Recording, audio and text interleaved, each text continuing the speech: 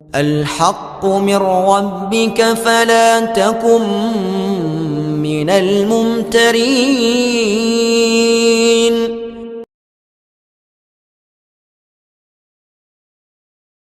Dukun dakwah Al-Haqqu TV, pembangunan asrama, panti asuhan dan pondok pesantren Al-Haqqu, serta pembangunan Masjid Islamic Center Al-Haqqu.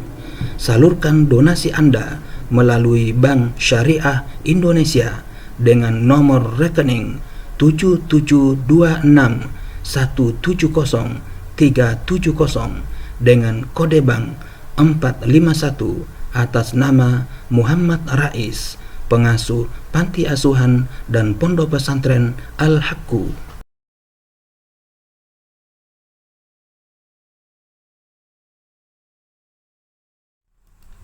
Bismillahirrahmanirrahim. Assalamualaikum warahmatullahi wabarakatuh. Alhamdulillahi rabbil alamin. Wassalatu wassalamu ala nabiyyina Muhammadin wa ala alihi wa ashabihi wa man tabi'a huda ila yaumiddin, amma ba'du. Para sahabat Al-Haqqu TV dimanapun Anda berada, alhamdulillah kita bersua kembali dalam rangka penyampaian materi-materi keislaman. Pada saat ini kita akan menyampaikan materi yang terdapat di dalam Muqaddimah Tarjamah Al-Quran terbitan Depak, yang di sana ada muqaddimah yang terdiri atas 6 bab. Dan pada saat ini kita akan menyampaikan bab yang pertama. Bab pertama atau bab 1 berjudul Sejarah Al-Quran. 1. Apakah Al-Quran itu? A. Arti kata Quran dan apa yang dimaksud dengan Al-Quran. Quran menurut pendapat yang paling kuat, seperti yang dikemukakan Dr. Subhi As-Solih, berarti bacaan, berasal dari kata qara'a. Kata Al-Quran itu berbentuk masdar dengan arti isim maf'ul, yaitu makru, yang artinya dibaca. Di dalam Al-Quran sendiri ada pemakaian kata Quran dalam arti demikian sebagai tersebut di dalam ayat 17, 18 surah yang ke-75, yaitu surah Al-Qiyamah. Inna alaina jam'ahu wa qur'ana fa idza qara'nahu fattabi' qur'ana. Artinya, sesungguhnya mengumpulkan Al-Quran di dalam dadamu dan menetapkan bacaannya pada lidahmu, itu adalah tanggungan kami. Karena itu, jika kami telah membacakannya, hendaklah kamu ikuti bacaannya. Kemudian dipakai kata Quran untuk Al-Quran yang dikenal sekarang ini.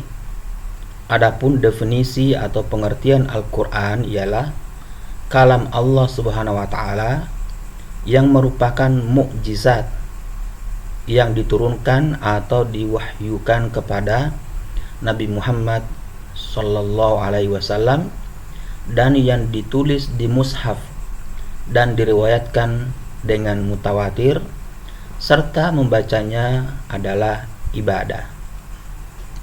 Dengan definisi ini, kalam Allah yang diturunkan kepada nabi-nabi selain Nabi Muhammad sallallahu alaihi wasallam tidak dinamakan Al-Quran, seperti Taurat yang diturunkan kepada Nabi Musa alaihissalam atau Injil yang diturunkan kepada Nabi Isa alaihissalam. Demikian pula kalam Allah yang diturunkan kepada Nabi Muhammad sallallahu alaihi wasallam yang membacanya tidak dianggap sebagai ibadah, seperti hadis qudsi, tidak pula dinamakan Al-Quran. B. Cara-cara Al-Quran diwahyukan.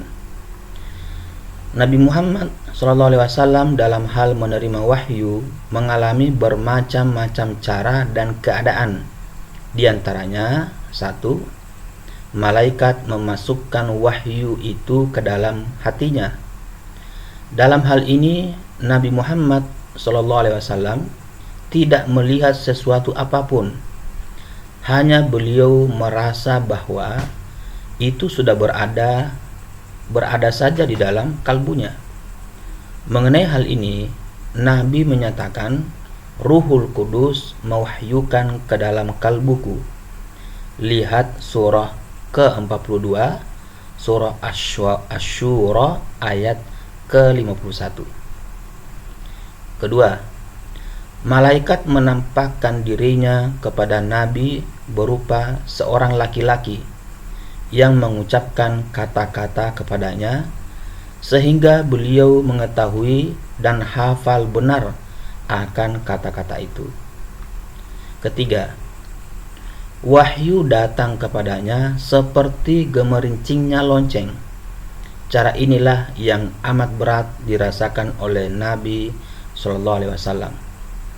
Kadang-kadang pada keningnya berpancaran keringat, meskipun turunnya wahyu itu di musim dingin yang sangat.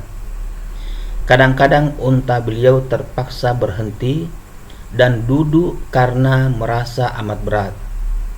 Bila wahyu itu turun ketika beliau sedang mengendarai unta. Diriwayatkan oleh Zaid bin Sabit, aku adalah penulis wahyu yang diturunkan kepada Rasulullah. Aku lihat Rasulullah ketika turunnya wahyu itu seakan-akan diserang oleh demam yang keras dan keringatnya bercucuran seperti permata. Kemudian setelah selesai turunnya wahyu, barulah beliau kembali seperti biasa. Yang keempat, malaikat menampakkan dirinya kepada Nabi tidak berupa seorang laki-laki seperti keadaan nomor 2, tetapi benar-benar seperti rupanya yang asli. Hal ini tersebut dalam Al-Quran surah yang ke-53, surah An-Najm ayat 13 dan 14. Walaqad ra'ahu nazlatan ukhra inda sidratil muntaha. Artinya, sesungguhnya Muhammad telah melihatnya pada kali yang lain atau kali yang kedua ketika ia berada di Sidratul Muntaha. C. Hikmah diturunkan Al-Quran secara beransur-ansur.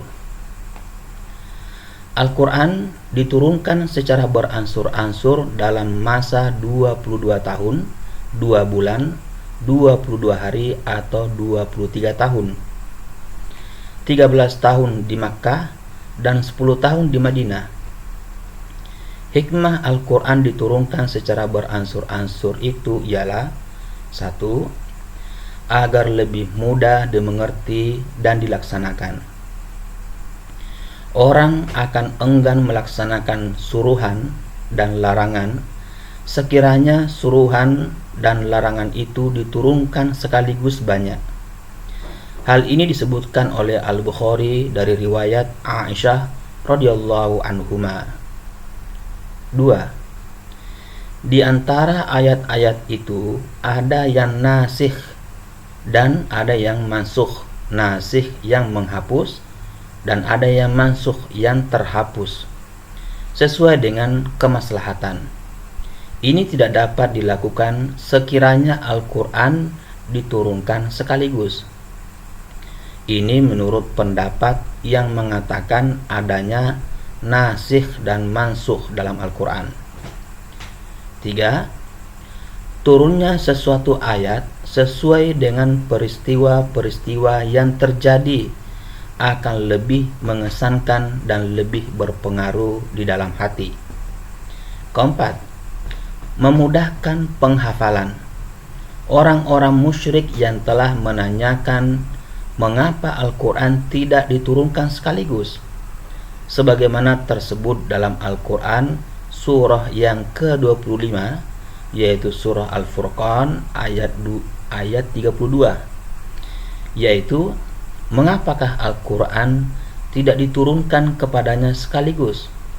Kemudian dijawab di dalam ayat itu sendiri, demikianlah dengan cara begitu kami hendak menetapkan hatimu. Yang kelima, di antara ayat-ayat ada yang merupakan jawaban daripada pertanyaan atau penolakan suatu pendapat atau perbuatan, sebagaimana dikatakan oleh Ibnu Abbas radhiyallahu anhu, hal ini tidak dapat terlaksana kalau Al-Quran diturunkan sekaligus. D. Ayat-ayat Makkiyah dan ayat-ayat Madaniyah. Ditinjau dari segi masa turunnya, maka Al-Quran itu dibagi atas dua golongan. Pertama, ayat-ayat yang diturunkan di Makkah atau sebelum Nabi Muhammad SAW hijrah ke Madinah, dinamakan ayat-ayat Makkiyah.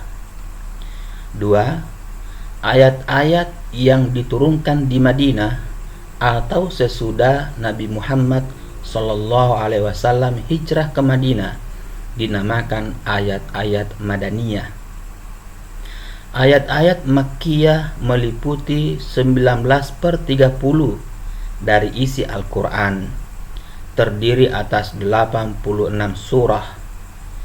Sedangkan ayat-ayat Madaniyah meliputi 11/30 dari isi Al-Quran, terdiri atas 28 surah. Perbedaan ayat-ayat Makkiyah dengan ayat-ayat Madaniyah ialah: 1. Ayat-ayat Makkiyah pada umumnya pendek-pendek, sedangkan ayat-ayat Madaniyah panjang-panjang. Surah Madaniyah yang merupakan 11/30 dari isi Al-Quran, ayat-ayatnya berjumlah 1456 ayat. Sedangkan surah Makkiyah yang merupakan 19/30 dari isi Al-Quran, jumlah ayat-ayatnya 4780 ayat. Juz 28 seluruhnya Madaniyah, kecuali surah ke-60, yaitu surah Mumtahinah. Ayatnya berjumlah 137. Sedangkan juz ke-29 ialah Makkiyah, kecuali surah 76 atau surah Ad-Dahr. Ayat-ayatnya berjumlah 431 ayat. Surat Al-Anfal dan surah Asy-Syu'ara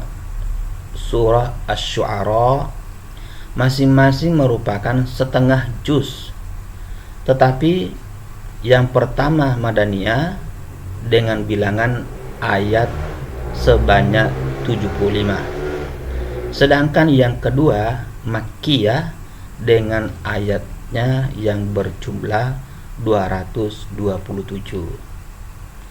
2. Dalam surat-surat Madaniyah terdapat perkataan ya ayyuhalladzina amanu, dan sedikit sekali terdapat perkataan ya ayyuhan nas. Sedangkan dalam surah-surah Makkiyah adalah sebaliknya. 3.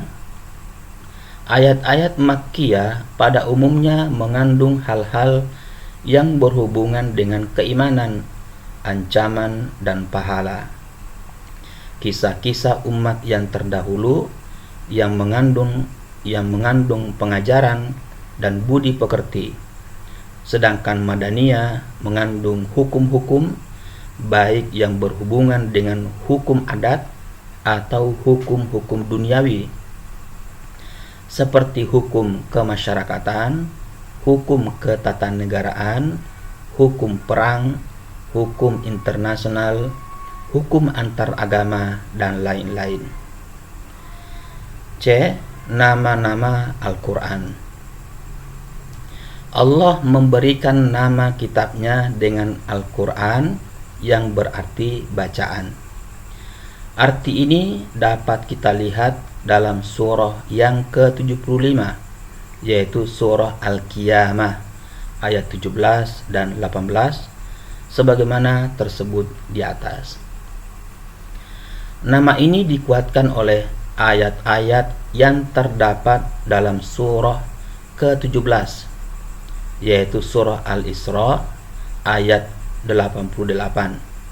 Surah yang kedua yaitu surah Al-Baqarah ayat 85. Surah yang ke-15 atau surah Al-Hijr ayat 87. Surah yang ke-20 atau surat Thaha ayat 2.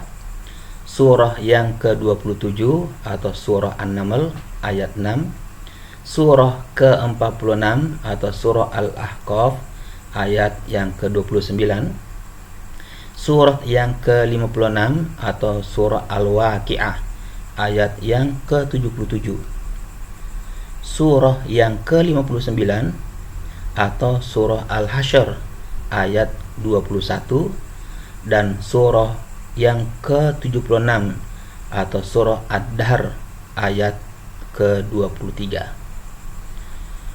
Menurut pengertian ayat-ayat di atas, Al-Quran itu dipakai sebagai nama bagi kalam Allah yang diwahyukan kepada Nabi Muhammad SAW. Selain Al-Quran, Allah juga memberi beberapa nama lain bagi kitabnya, seperti pertama, Alkitab atau Kitabullah, merupakan sinonim atau persamaan dari perkataan Al-Quran, sebagaimana tersebut dalam surah yang kedua, surah Al-Baqarah ayat 2, yang artinya kitab atau Al-Quran ini tidak ada keraguan padanya. Lihat pula surah yang ke-6 atau surah Al-An'am ayat 114. 2. Al-Furqan. Al-Furqan artinya pembeda, yaitu yang membedakan yang benar dan yang batil, sebagaimana tersebut dalam surah yang ke-25, surah Al-Furqan ayat 1, yang artinya Maha Agung Allah yang telah menurunkan Al-Furqan kepada hambanya agar ia menjadi peringatan kepada seluruh alam. Yang ketiga, Az-Zikr, artinya peringatan, sebagaimana yang tersebut dalam surah yang ke-15, surah Al-Hijr ayat 9, yang artinya sesungguhnya kamilah yang menurunkan Az-Zikr dan sesungguhnya kamilah penjaganya. Lihat pula surah yang ke-16, surah An-Nahl ayat 44. Dari nama yang tiga tersebut di atas, yang paling masyhur atau yang paling terkenal dan merupakan nama khas atau nama khusus ialah Al-Quran. Selain dari nama-nama yang tiga itu, ada lagi beberapa nama bagi Al-Quran. Al-Imam As-Suyuti dalam kitabnya Al-Itqan menyebutkan nama-nama Al-Quran, diantaranya Al-Mubin, Al-Karim, Al-Kalam, An-Nur. F. Surat-surat dalam Al-Quran. Jumlah surat yang terdapat dalam Al-Quran ada 114. Nama-namanya dan batas-batas tiap-tiap surat, susunan ayat-ayatnya adalah menurut ketentuan yang ditetapkan dan diajarkan oleh Rasulullah sendiri atau bersifat tauqifi. Sebagian dari surat-surat Al-Quran mempunyai satu nama dan sebagian yang lain mempunyai lebih dari satu nama, sebagaimana yang akan diterangkan dalam muqaddimah tiap-tiap surat. Surat-surat yang ada dalam Al-Quran ditinjau dari segi panjang dan pendeknya terbagi atas 4 bagian, yaitu 1. As-sab'ut tiwal, dimaksudkan 7 surat yang panjang, yaitu Al-Baqarah, Ali Imran, An-Nisa, Al-A'raf, Al-An'am, Al-Ma'idah, dan Yunus. 2. Al-Mi'un, dimaksudkan surat-surat yang berisi kira-kira 100 ayat lebih, seperti Hud, Yusuf, Mukmin, dan sebagainya. 3. Al-Masani, dimaksudkan surat-surat yang berisi kurang sedikit dari 100 ayat, seperti Al-Anfal, Al-Hijr, dan sebagainya. 4. Al-Mufassal, dimaksudkan yaitu surat-surat pendek seperti Ad-Duha, Al-Ikhlas, Al-Falaq, An-Nas, dan sebagainya. G. Huruf-huruf hijaiyah yang ada pada permulaan surat. Di dalam Al-Quran terdapat 29 surat yang dimulai dengan huruf-huruf hijaiyah, yaitu pada surat-surat 1. Al-Baqarah, 2.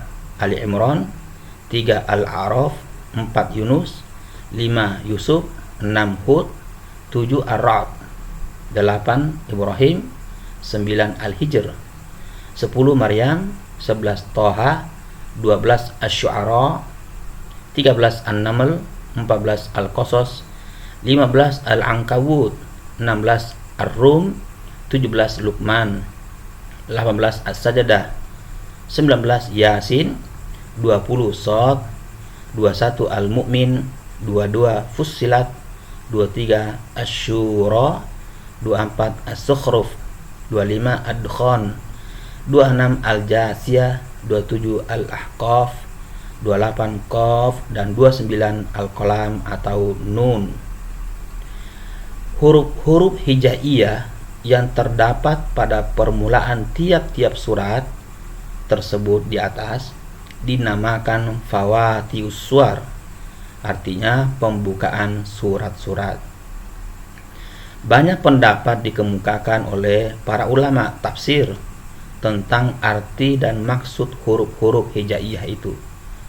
Selanjutnya lihat nomor 10 dan halaman 8 terjemah. H.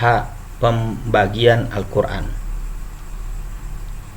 Sejak zaman sahabat telah ada pembahagian Al-Quran menjadi 1/2, 1/3, 1/5, 1/7, 1/9, dan sebagainya. Pembagian tersebut hanya sekedar untuk hafalan dan amalan dalam tiap-tiap sehari semalam atau di dalam sholat, dan tidak ditulis di dalam Al-Quran atau di pinggirnya. Barulah pada masa Al-Hajjaj bin Yusuf As-Saqafi diadakan penulisan di dalam atau di pinggir Al-Quran dan ditambah dengan istilah-istilah baru. Salah satu cara pembagian Al-Quran itu ialah dibagi menjadi 30 juz, 114 surat, dan 60 hizib. Tiap-tiap satu surat ditulis namanya dan ayat-ayatnya, dan tiap-tiap hizib ditulis sebelah pinggirnya yang menerangkan hizib pertama, kedua, dan seterusnya. Dan tiap-tiap satu hizib dibagi 4. Tanda 1/4 hizib ditulis dengan rubu', tanda 1/2 hizib ditulis dengan nisf, dan tanda 3/4 hizib ditulis dengan salah satu arba'. Pembagian cara inilah yang dipakai oleh ahli-ahli qiraat Mesir, dan atas dasar itu pula lah percetakan Amiriyah milik pemerintah Mesir mencetak Al-Quran semenjak tahun 1337 Hijrah sampai sekarang di bawah pengawasan para guru besar Al-Azhar. Al-Quran terdiri atas 114 surat dan dibagi menjadi 30 juz, terdiri atas 554 ruku. Surat yang panjang berisi beberapa ruku, sedangkan surat-surat yang pendek-pendek berisi satu ruku. Tiap-tiap satu ruku diberi tanda di sebelah pinggirnya dengan huruf Ain. Al-Quran yang beredar di Indonesia dibagi menurut pembagian tersebut di atas, seperti cetakan Cirebon, Jepang, dan lain-lainnya. Adapun pertengahan Al-Quran, nisful Quran, terdapat pada surah ke-18 atau surah Al-Kahfi ayat yang ke-19 pada lafaz wal yatalattaf. Kedua, sejarah pemeliharaan kemurnian Al-Quran. A. Memelihara Al-Quran di masa Nabi Shallallahu Alaihi Wasallam. Pada permulaan Islam, bangsa Arab adalah satu bangsa yang buta huruf. Amat sedikit di antara mereka yang pandai menulis dan membaca. Mereka belum mengenal kertas sebagai kertas yang dikenal sekarang. Perkataan al-waraq atau daun yang lazim pula dipakaikan dengan arti kertas di masa itu hanyalah dipakaikan pada daun kayu saja. Adapun kata al-qirtas yang daripadanya terambil kata-kata Indonesia kertas, dipakaikan oleh mereka hanyalah kepada benda-benda atau bahan-bahan yang mereka pergunakan untuk ditulis, yaitu kulit binatang, batu yang tipis dan licin, pelepah tamar atau korma, tulang binatang, dan lain-lain. Setelah mereka menaklukkan negeri Persia, yaitu sesudah wafatnya Nabi Muhammad SAW, barulah mereka mengetahui kertas. Orang Persia menamai kertas itu dengan kagit. Maka dipakailah kata-kata kagit untuk kertas oleh bangsa Arab sejak itu. Adapun sebelum masa Nabi ataupun di masa Nabi, kata-kata al-kagit tidak ada dalam pemakaian bahasa Arab maupun dalam hadis-hadis Nabi. Kemudian kata-kata al-qirtas itu pun dipakai pula oleh bangsa Arab kepada apa yang dinamakan kagit dalam bahasa Persia itu. Kitab atau buku tentang apapun juga belum ada pada mereka. Kata-kata kitab di masa itu hanyalah berarti sepotong kulit, batu, atau tulang dan sebagainya yang telah bertulis atau berarti surat. Seperti kata kitab dalam ayat ke-28 surah yang ke-27, yaitu surah An-Naml. Idhab bi kitabi hadza fa'alqih ilaihim. Pergilah dengan surat saya ini, maka jatuhkanlah dia kepada mereka. Begitu juga kata kutub, jamak dari kitab, yang dikirimkan oleh Nabi kepada raja-raja di masanya untuk menyeru mereka kepada Islam. Karena mereka belum mengenal kitab atau buku sebagai yang dikenal sekarang. Sebab itu, di waktu Al-Quranul Karim itu dibukukan di masa Khalifah Utsman bin Affan, sebagaimana akan diterangkan nanti, mereka tidak tahu dengan apa Al-Quran yang telah dibukukan itu akan dinamai. Bermacam-macam pendapat sahabat tentang nama yang harus diberikan. Akhirnya mereka sepakat menamainya dengan Al-Mushaf, isim maf'ul dari kata ashafa. Dan ashafa artinya mengumpulkan atau suhuf, jamak dari sahifa, lembaran-lembaran yang telah bertulis. Kendatipun bangsa Arab pada waktu itu masih buta huruf, tetapi mereka mempunyai ingatan yang amat kuat. pegangan mereka dalam memelihara dan meriwayatkan syair-syair dari pujangga-pujangga dan penyair-penyair mereka, ansab atau silsilah keturunan mereka, peperangan-peperangan yang terjadi di antara mereka, peristiwa-peristiwa yang terjadi dalam masyarakat dan kehidupan mereka tiap hari, dan lain-lain sebagainya adalah kepada hafalan semata-mata. Demikianlah keadaan bangsa Arab di waktu kedatangan agama Islam itu. Maka dijalankanlah oleh Nabi suatu cara yang amali atau praktis yang selaras dengan keadaan itu dalam menyiarkan Al-Quranul Karim dan memeliharanya. Tiap-tiap diturunkan ayat-ayat itu, Nabi memerintahkan untuk menghafalnya dan menuliskannya di batu, kulit binatang, pelepah tamar atau korma, dan apa saja yang bisa disusun dalam sesuatu surat. Nabi menerangkan tertib urut ayat-ayat itu. Nabi mengadakan peraturan, yaitu Al-Quran sajalah yang boleh dituliskan. Selain dari Al-Quran, hadis atau pelajaran-pelajaran yang mereka dengar dari mulut Nabi, dilarang menuliskannya.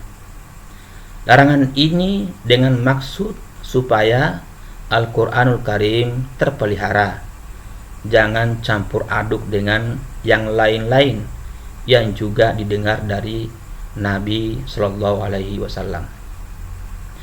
Nabi menganjurkan supaya Al-Quran itu dihafal, selalu dibaca, dan diwajibkannya membacanya dalam sholat. Dengan jalan demikian, banyaklah orang yang hafal Al-Quran.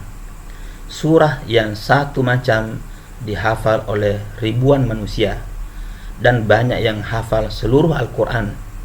Dalam pada itu, tidak ada satu ayat pun yang tak dituliskan. Kepandaian menulis dan membaca itu amat dihargai dan digembirakan oleh Nabi. Beliau berkata, di akhirat nanti tinta ulama-ulama itu akan ditimbang dengan darah syuhada atau orang-orang yang mati syahid. Pada peperangan Badar, orang-orang musyrikin yang ditawan oleh Nabi, yang tidak mampu menebus dirinya dengan uang, tetapi pandai menulis baca, masing-masingnya diharuskan mengajar 10 orang muslim menulis dan membaca seperti ganti tebusan. Di dalam Al-Quran pun banyak ayat-ayat yang mengutarakan penghargaan yang tinggi terhadap huruf, pena, dan tulisan. Firman Allah, Nun wal qalami wa ma yasturun. Nun demi pena dan apa yang mereka tuliskan. Surah yang ke-68, Surah Al-Qalam ayat 1. Iqra wa rabbukal akram alladzi 'allama bil qalam 'allamal insana ma lam ya'lam. Bacalah, dan Tuhanmu amat mulia yang telah mengajar dengan pena. Dia telah mengajarkan kepada manusia apa yang tidak diketahuinya. Surah yang ke-96, Surah Al-Alaq ayat 3-5. Karena itu, bertambahlah keinginan untuk belajar menulis dan membaca, dan bertambah banyaklah mereka yang pandai menulis dan membaca itu. Dan banyaklah orang yang menuliskan ayat-ayat yang telah diturunkan. Nabi sendiri mempunyai beberapa orang penulis yang bertugas menuliskan Al-Quran untuk beliau. Penulis-penulis beliau yang terkenal ialah Ali bin Abi Thalib, Utsman bin Affan, Ubay bin Ka'ab, Zaid bin Thabit, dan Muawiyah.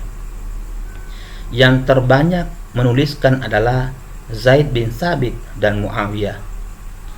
Dengan demikian, terdapatlah di masa Nabi 3 unsur yang tolong-menolong memelihara Al-Quran yang telah diturunkan itu. Hafalan dari mereka yang hafal Al-Quran. 2. Naskah-naskah yang ditulis untuk Nabi. 3 naskah-naskah yang ditulis oleh mereka yang pandai menulis dan membaca untuk mereka masing-masing. Dalam pada itu, oleh Jibril diadakan ulangan atau repetisi sekali setahun. Di saat ulangan itu, Nabi disuruh mengulang memperdengarkan Al-Quran yang telah diturunkan. Pada tahun beliau wafat, ulangan itu diadakan oleh Jibril sebanyak 2 kali. Nabi SAW sendiri pun sering pula mengadakan ulangan itu terhadap sahabat-sahabatnya. Maka sahabat-sahabat itu disuruh beliau membacakan Al-Quran ini di depannya untuk menetapkan atau membetulkan hafalan atau bacaan mereka. Ketika Nabi wafat, Al-Quran itu telah sempurna diturunkan dan telah dihafalkan oleh ribuan manusia dan telah dituliskan semua ayat-ayatnya. Ayat-ayatnya dalam sesuatu surat telah disusun menurut tertib urut yang ditunjukkan sendiri oleh Nabi Shallallahu Alaihi Wasallam. Mereka telah mendengar Al-Quran itu dari mulut Nabi Shallallahu Alaihi Wasallam berkali-kali, dalam sholat, dalam pidato-pidato beliau, dalam pelajaran-pelajaran dan lain-lain. Sebagaimana Nabi sendiri pun telah mendengar pula dari mereka. Pendeknya, Al-Quranul Karim adalah dijaga dan terpelihara baik-baik, dan Nabi telah menjalani suatu cara yang amat praktis untuk memelihara dan menyiarkan Al-Quran itu sesuai dengan keadaan bangsa Arab waktu itu. Satu hal yang menarik perhatian ialah Nabi SAW baru wafat sebagaimana disebutkan di atas, ialah pada saat Al-Quran itu telah cukup diturunkan, dan Al-Quran itu sempurna diturunkan ialah pada saat Nabi SAW telah mendekati masanya untuk kembali ke hadirat Allah yang Maha Kuasa. Hal ini bukanlah suatu kebetulan saja, tetapi telah diatur oleh Yang Maha Esa. B. Al-Quran di masa Abu Bakar radhiyallahu anhu. Setelah Rasulullah SAW wafat, para sahabat baik Ansor maupun Muhajirin sepakat mengangkat Abu Bakar menjadi khalifah. Pada awal masa pemerintahannya, banyak di antara orang-orang Islam yang belum kuat imannya, terutama di Najd dan Yaman. Banyak di antara mereka yang menjadi murtad dari agamanya, dan banyak pula yang menolak membayar zakat. Di samping itu, ada pula orang-orang yang mengaku dirinya sebagai nabi. Hal itu dihadapi oleh Abu Bakar dengan tegas, sehingga ia berkata terhadap orang-orang yang menolak membayar zakat itu demikian: "Demi Allah, kalau mereka menolak untuk menyerahkan seekor anak kambing sebagai zakat, seperti apa yang pernah mereka serahkan kepada Rasulullah, niscaya aku akan memerangi mereka."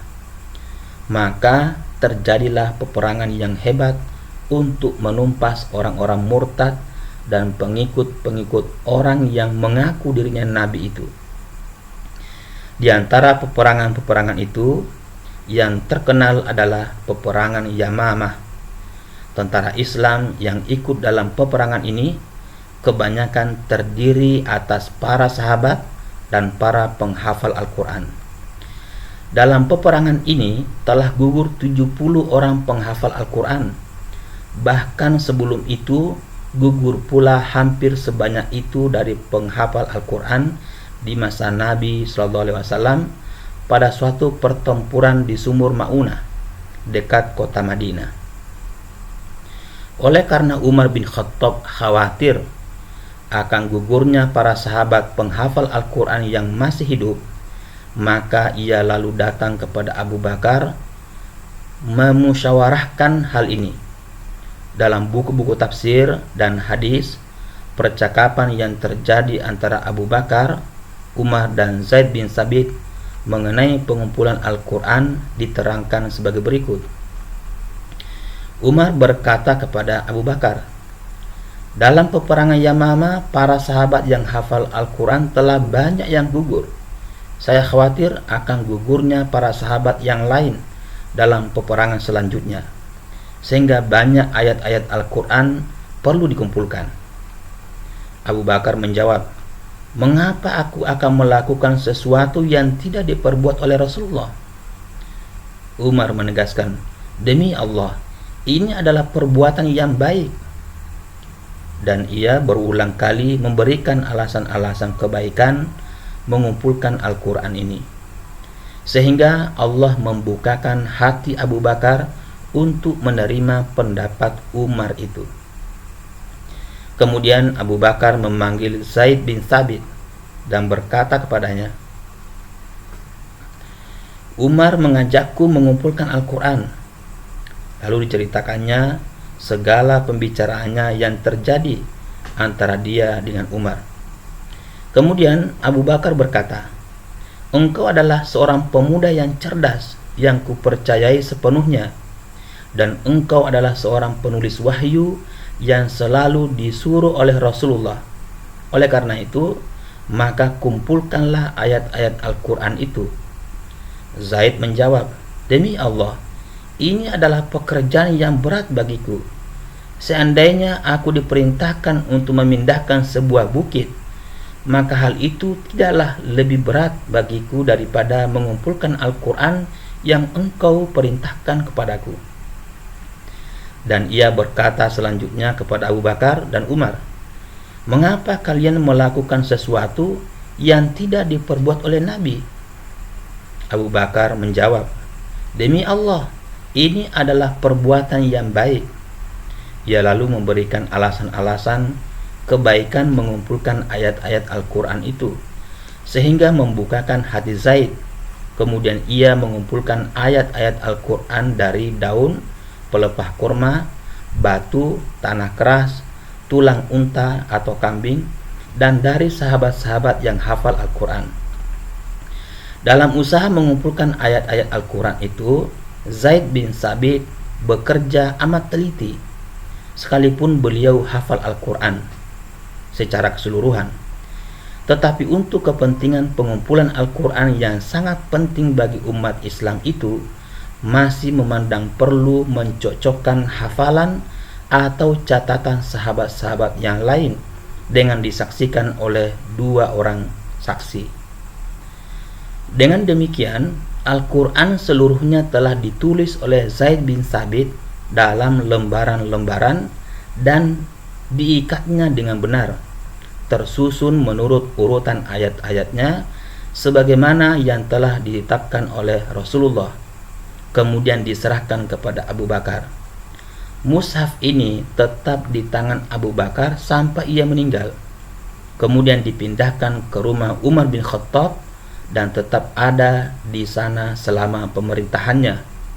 Sesudah beliau wafat, mushaf itu dipindahkan ke rumah Hafsah, putri Umar bin Khattab, istri Rasulullah SAW, sampai masa pengumpulan dan penyusunan Al-Quran di masa Khalifah Utsman bin Affan. C. Membukukan Al-Quranul Karim di masa Utsman radhiyallahu anhu. Tetaplah demikian keadaan Al-Quran itu, artinya telah dituliskan dalam satu naskah yang lengkap di atas lembaran-lembaran yang serupa. Ayat-ayat dalam sesuatu surat tersusun menurut tertib urut yang ditunjukkan oleh Nabi. Lembaran-lembaran ini digulung dan diikat dengan benang, disimpan oleh mereka yang disebutkan di atas. Di atas telah disebutkan bahwa di permulaan pemerintahan Khalifah Abu Bakar terjadilah riddah atau pemberontakan orang-orang yang murtad, yang kemudian dapat dipadamkan oleh Abu Bakar. Maka setelah Jaziratul Arab tentram kembali, mulailah Abu Bakar menyiarkan Islam ke negeri-negeri yang berdekatan. Di masa beliau, tentara Islam telah memasuki kota-kota Hira dan Ambar di Mesopotamia dan telah sampai di sungai Yarmouk di Syria. Dan di masa pemerintahan Khalifah Umar bin Khattab, kaum muslimin telah menaklukkan Bactrian atau Bactriane dekat sungai Ajax atau Amu Daria di sebelah timur dan Mesir di sebelah barat. Di masa Khalifah Utsman bin Affan, pemerintahan mereka telah sampai ke Armenia dan Azerbaijan di sebelah timur dan Tripoli di sebelah barat. Dengan demikian, kelihatanlah bahwa kaum muslimin di waktu itu telah terpencar-pencar di Mesir, Syria, Irak, Persia, dan Afrika. Kemanapun mereka pergi dan dimanapun mereka tinggal, Al-Quranul Karim itu tetap jadi imam mereka. Di antara mereka banyak yang menghafal Al-Quran itu. Pada mereka ada naskah-naskah Al-Quran itu, tetapi naskah-naskah yang mereka punyai itu tidak sama susunan surat-suratnya. Begitu juga ada didapat di antara mereka perbedaan tentang bacaan Al-Quran. Asal mulanya perbedaan bacaan ini ialah karena Rasulullah SAW sendiri pun memberi kelonggaran kepada kabilah-kabilah Arab yang berada di masanya untuk membaca dan melafadzkan Al-Quran itu menurut lahjah atau dialek mereka masing-masing. Kelonggaran ini diberikan oleh Nabi supaya mudah mereka menghafal Al-Quran ini. Akan tetapi kemudian kelihatan tanda-tanda bahwa perbedaan tentang bacaan Al-Quran ini kalau dibiarkan akan mendatangkan perselisihan dan perpecahan yang tidak diinginkan dalam kalangan kaum muslimin. Orang yang mula-mula memperhatikan hal ini seorang sahabat yang bernama Hudzaifah bin Yaman.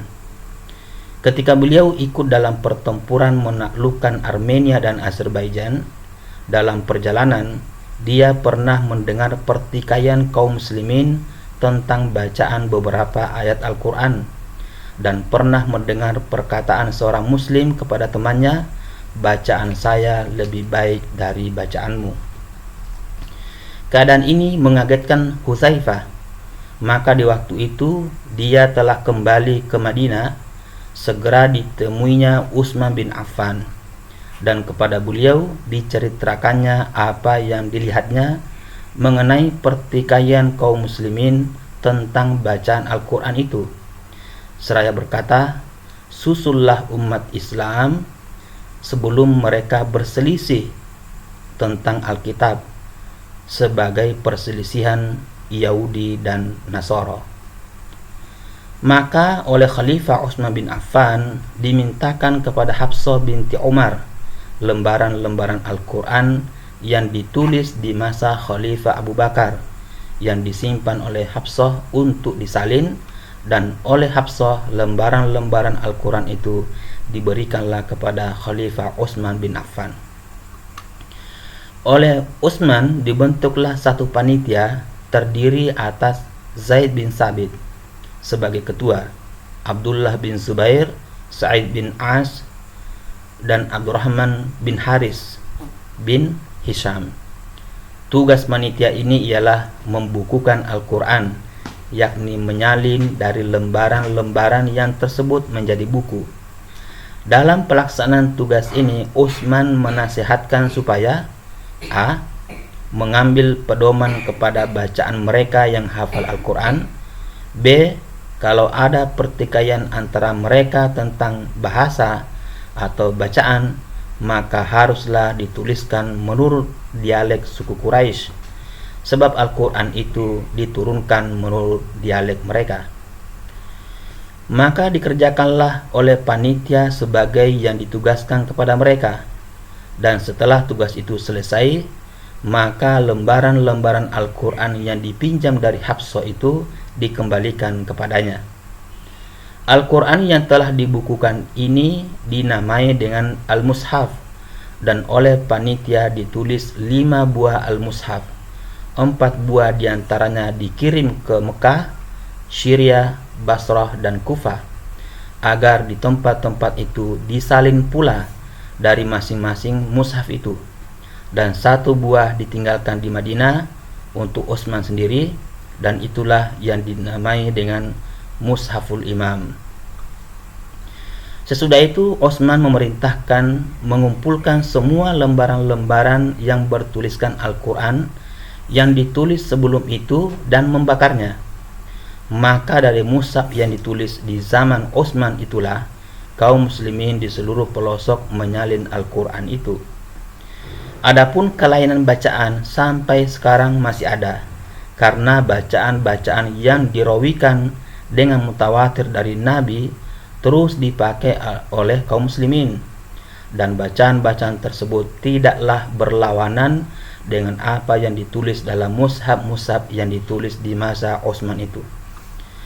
Dengan demikian, maka pembukuan Al-Quran di masa Utsman itu faidahnya yang terutama adalah 1. Menyatukan kaum muslimin pada satu macam mushaf yang seragam ejaan dan yang seragam ejaan tulisannya. 2. Menyatukan bacaan, dan kendati pun masih ada kelainan bacaan, tetapi bacaan itu tidak berlawanan dengan ejaan mushaf-mushaf Utsman. Sedangkan bacaan-bacaan yang tidak sesuai dengan ejaan mushaf-mushaf Utsman tidak dibolehkan lagi. Menyatukan tertib susunan surat-surat menurut tertib urut sebagai yang kelihatan pada mushaf-mushaf sekarang.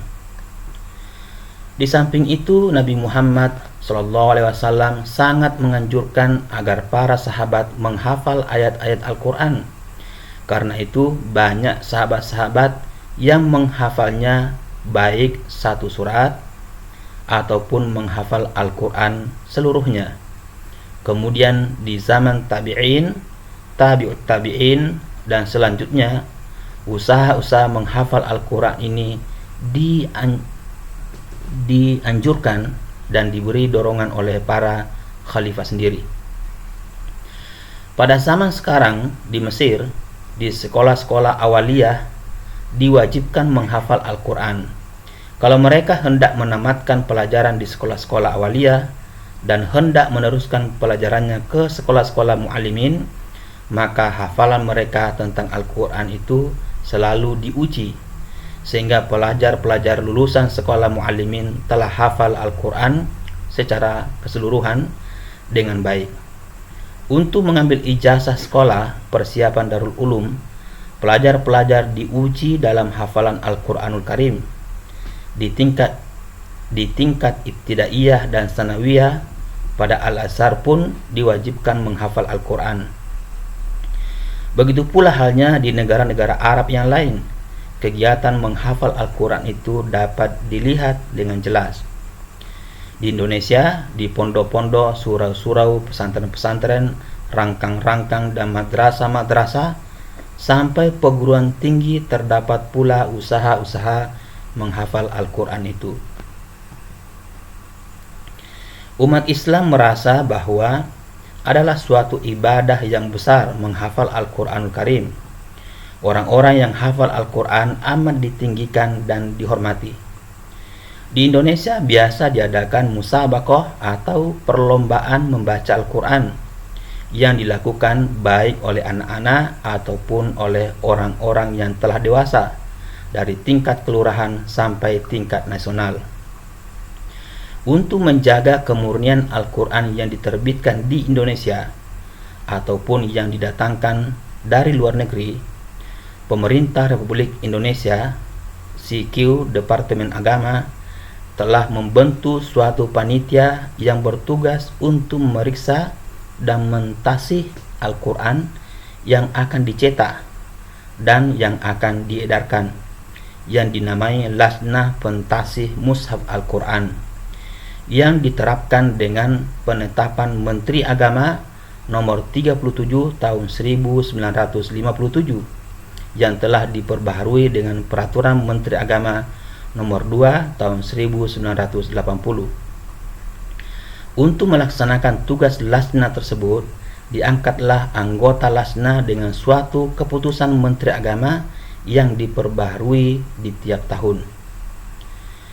Selain itu, pemerintah juga sudah mempunyai Al-Quran pusaka berukuran 1 x 2 meter yang ditulis dengan tangan oleh penulis-penulis Indonesia sendiri mulai tanggal 23 Juni 1948 atau 17 Ramadan 1367 Hijriah dan selesainya tanggal 15 Maret 1960 atau 17 Ramadan 1379 yang sekarang disimpan di Masjid Baitur Rahim dalam Istana Negara.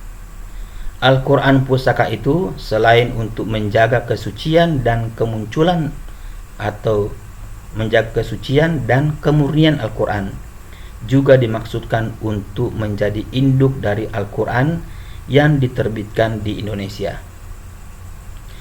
Dengan usaha-usaha yang disebutkan di atas, terpeliharalah Al-Quranul Karim itu dan sampailah kepada kita sekarang dengan tidak ada perubahan sedikit juga dari apa yang telah diturunkan kepada Nabi Muhammad SAW. Dalam pada itu, pada tiap-tiap zaman dan masa, Al-Quran dihafal oleh jutaan umat Islam. Ini adalah salah satu inayat Tuhan untuk menjaga Al-Quran. Dengan demikian terbuktilah firman Allah, Inna nahnu nazzalna dzikra wa inna lahu lahafizun.